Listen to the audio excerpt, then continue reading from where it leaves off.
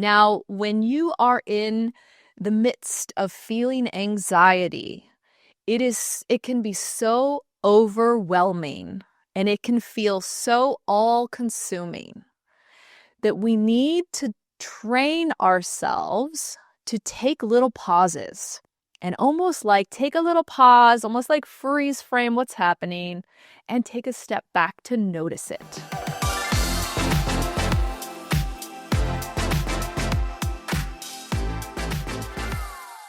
Hi, friends. Welcome back to part 2 as we work towards feeling better by reducing our anxiety and improving our mental health. My name is Keuilian. I'm an associate marriage and family therapist trained in somatic experiencing and EMDR. I'm so glad that you're back as we take another step towards this new version of you where you're not plagued with anxiety and where you feel so much better in your day-to-day life. Now, last week we covered some important things. We talked about, why do I feel anxiety?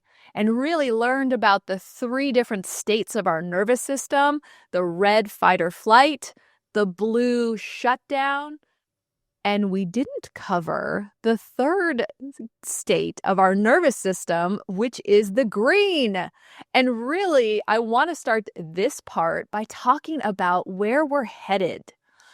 We have a state of our nervous system called ventral vagal where we are in the green, and this is where we feel good.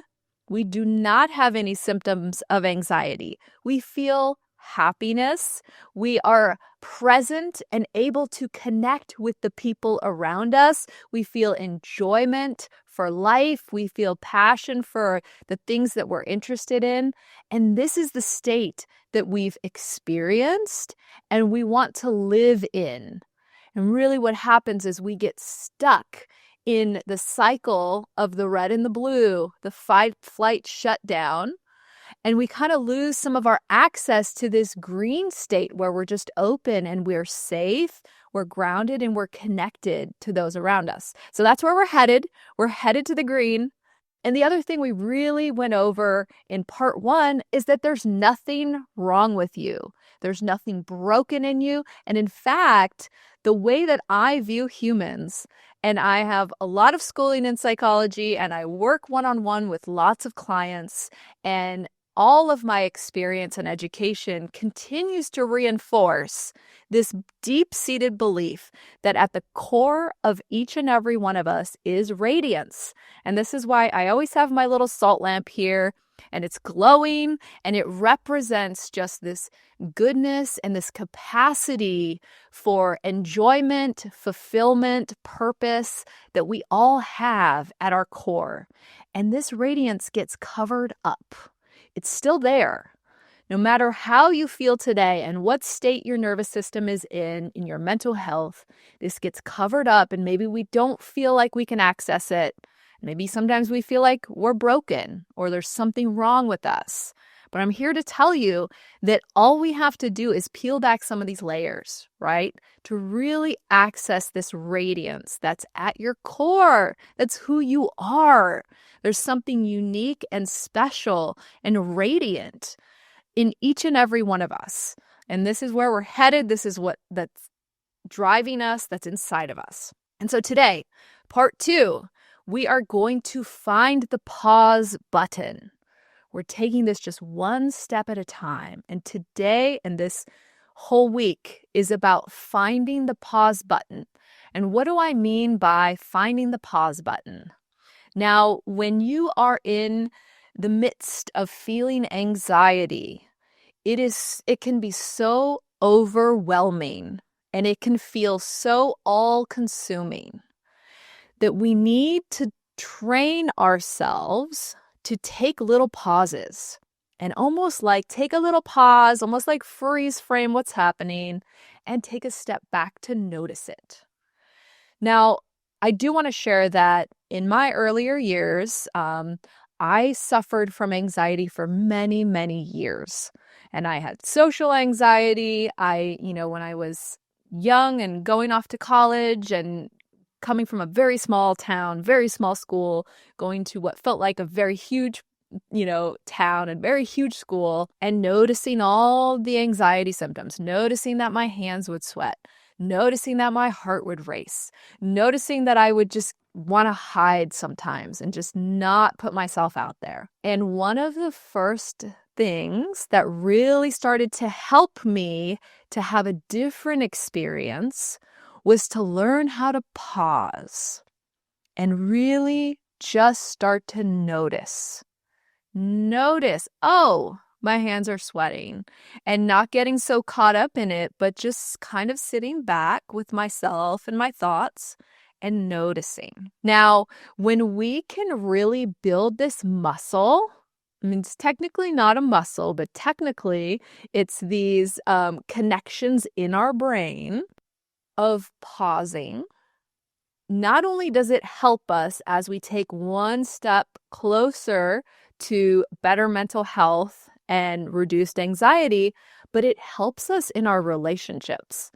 And if you're anything like me, then there's been times in your life where you react to someone and maybe you say things before you even really think about what you're saying, right? We have a reactivity where if we can learn to give ourselves just a few seconds, maybe 3, maybe 5 seconds, where we pause, and then we kind of have a moment to process, and then we respond, right? And so there's many ways to start to build this muscle and to build this this connection, or like I picture it like building like a superhighway in our brain to give us the familiarity with pausing, not feeling like we have to immediately react or respond, and giving us a little bit of room so that we can start to get into the seat of the observer.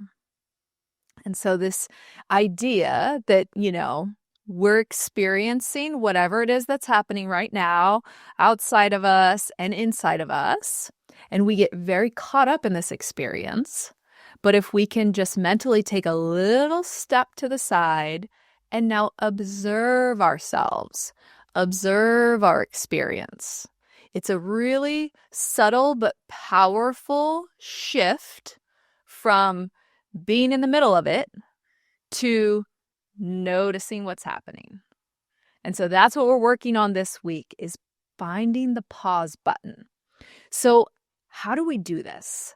How do we go from just being in our experience and reacting to allowing ourselves just those few seconds to notice and observe? So one of the best ways to do this is to start a meditation practice. Now, even as I say this, I know that it can sound so intimidating, or it can just sound, I don't know, maybe just something that you wouldn't want to do. And maybe when you think of meditation, you might think of spiritual enlightenment and, somebody who sits for hours, like under a tree and tries to become one with everything. And that's a place that meditation can take people, but that's different than what I'm suggesting. So what I'm suggesting is very simple and practical, and I do look at it like a workout, because we are building a connection in our brain, a connection that just gives us a little bit of space and time from what's happening to us responding to it. It's giving you just a little bit of space, this pause. And so here's what I mean when I say doing a little meditation practice. So every day at a given time, and the morning is a wonderful time to do this, setting aside 5 to 10 minutes. So we're not talking about hours. We're not talking about like long periods of time. You can start with 5 minutes, and you set a timer on your phone, and your entire goal for this 5 minutes is to start by just focusing on your breath. And so you're somewhere that's quiet, you're somewhere that's like peaceful enough. You're kind of away from people. Maybe you have some music on that's peaceful. You're sitting in a comfortable position, right? And you set your timer 5 minutes, okay. And as you breathe in, you just focus on there's a breath coming in. And as you breathe out, you focus on the breath coming out. As you breathe in, you focus on the breath coming in and out, and you're just keeping your awareness on your breath. And sometimes, because I'm pretty visual in my mind, I'll just picture the word. Breathe in, breathe out. And we're just trying to keep our focus on this activity of comfortable breathing. Now, here's what's going to happen. Possibly within seconds, your mind is going to go somewhere else. It's going to take you to what you have to do next, or it's going to take you to a conversation you just had with your friend, or what you just saw on your phone before you set your timer, or what you hear coming out the window, right? Your mind is doing what it's going to do, right? This reactivity. And so this is the workout, my friends, is to notice my mind just jumped away from my breathing and to pull it back. So you let go of that and you come back to breath in, breath out, breath in, breath out. And your mind will jump to something else and something else. And that's completely normal. And every time that you pull your mind back to center, that's a rep. If we're in the gym, we're trying to build our muscles, right? Every time we pull our mind back, that's a rep. And then our mind wanders, and that's another rep when we pulled it back. And so maybe in that 5 minutes, maybe you do like 500 reps because your mind just jumps. And every time you pull it back, I want you to picture a field of tall grass in your mind, okay? This beautiful field of tall grass. And every time you do a rep, it's like you're walking through the grass and you're starting to build a path. It's really hard to see it, right? Because I grew up in the country, so we had fields with tall grass, and my brother and I would make all kinds of like trails and forts and stuff. But if you walk through it once, you might not even be able to tell where you walked because it doesn't really move the grass down or start to create like an indentation until you do it again and you do it again. And you're building this pathway, right? And so every time we pull your mind back, you're getting the grass down. And after spending time in this practice, 5 minutes a day, let's say for the next week, now when you look at the field of grass, you can see a path. It's like, oh yeah, that's where I walk. And over time, this little path can become like this big super highway that's paved and there's all these lanes and it's very, it's easy to be there. It's part of you, right? So that's the goal. And so this week, just focusing on creating a pause button. And so another way to do this, and I really hope you'll do the 5 minutes of meditation a day, doing your reps, right? Not getting discouraged when your mind wanders, knowing that that's the work. The work is to pull it back. Another thing that we can do is you can set little alarms on your phone, maybe just 3 or 4 throughout the day. And when it goes off, you pause. And this is like your little reminder, like, oh, this is my pause reminder. And just pause. And maybe move from just being caught up in whatever's happening, in whatever symptoms you have, to just noticing. Notice where you are. Notice who you're with. Notice what you feel. And then continue on with your day. We're just building in these little opportunities to start making the pause, the observation, and that space, that room to think before we react. So that's your task for the week. Thank you so much for joining me. Next week, we are going to talk about noticing our body.